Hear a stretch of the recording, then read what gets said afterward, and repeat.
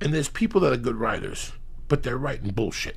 Right. Do you know what I'm saying? Yeah, They're great writers, and it's great for the minute, and it takes years to see that, like a comic, because you know what you're doing.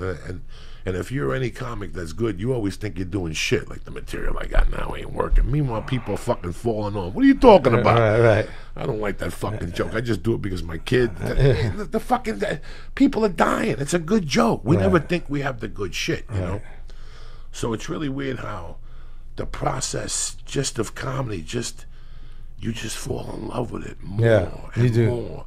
And even though you're getting kicked in the ass, and even though you're having all these problems in your personal life, because at some point in comedy, in the beginning, you get some turmoil.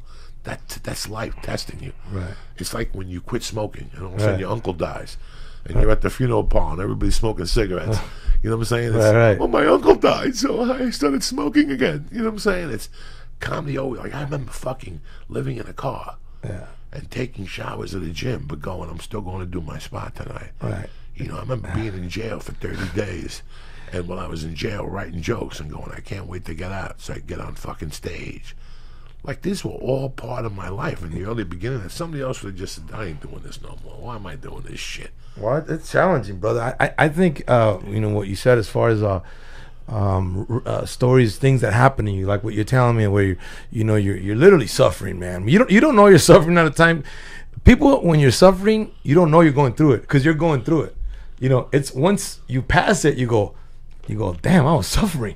But when you're going through it, you don't. But those are some of the best bits that you can write about. Whatever you went through, you know, whatever was kicking you in the ass, you know, are your best bits.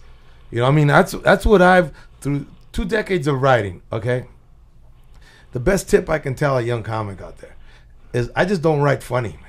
When I write, I don't write funny at all. I write a story, some shit that happened to me, and I just write it out, you know? And then what I do is leave it alone, because if I read it, I'm going to start crying. You know, if it's my kid not talking to me, and I remember the story where he didn't want to talk to me and it hurt, or my wife leaving, or whatever, man. You know what I mean? Whatever happened, or something where I was drinking. You always brought it to the stage, Willie.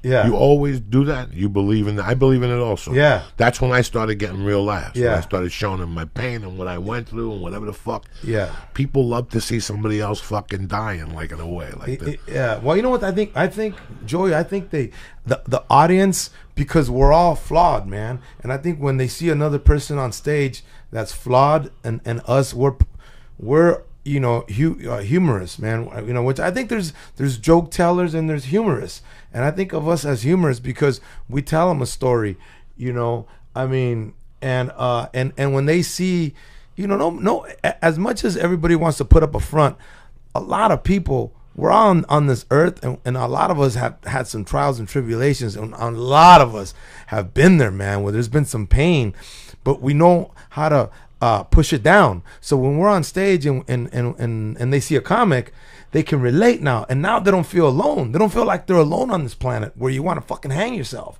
You look at it and you go, fuck, that guy went through the same shit I went through and he's laughing about it. So I'm going to laugh at my shit. So I think that's the connection that we make when we're telling stories that we're telling, you know.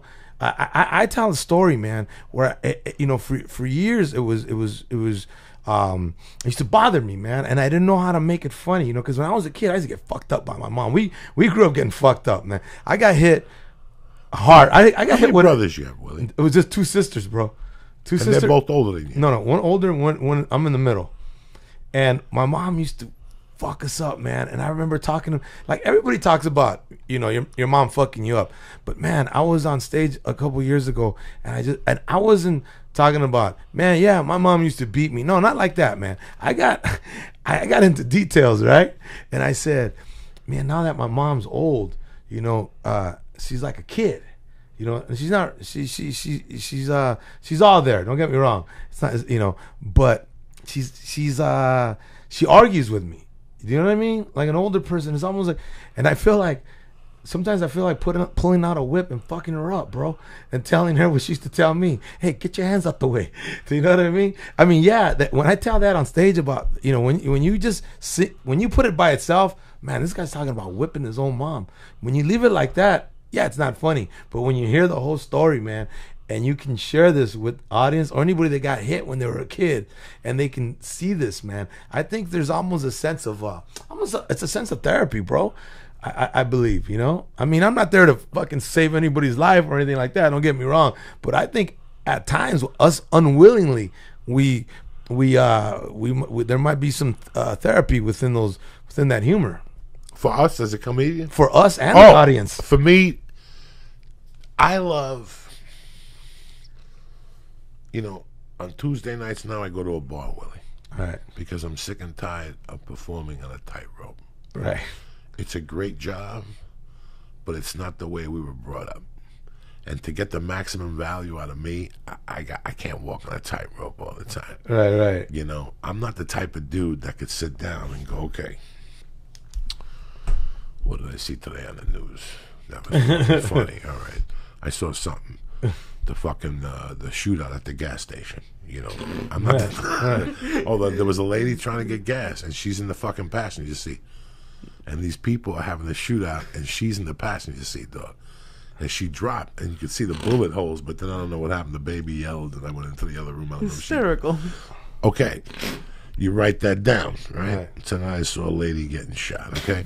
If I sit there for 2 hours, nothing's going to happen. Right. But if I'm on stage talking about guns, and all of a sudden, by mistake and by the grace of God, that thought crosses my mind, Willie, I could run with it for 20 minutes, and it's a bit. Now, let's say I tape it, Lee tapes it.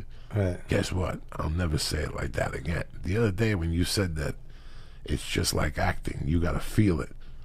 Oh, my God. Like fucking firecrackers went off in my head. Yeah, because it's the same thing with acting. With acting, you got to get triggers. When I was a kid, I went to that Anthony Robbins workbook. What's his name? Anthony Hopkins? What's that dude? Anthony Robbins. Tony Robbins. Yeah. I worked for Subaru. And as a group, Subaru of America paid for us. And we all went to Denver for 2 days and sat with them. We didn't have to walk on coals or nothing.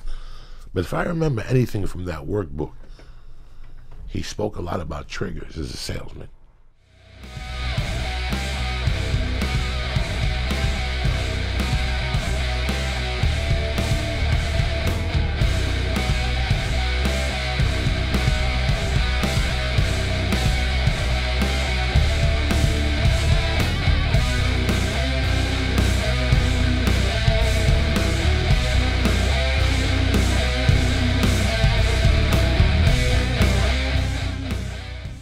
Sensational.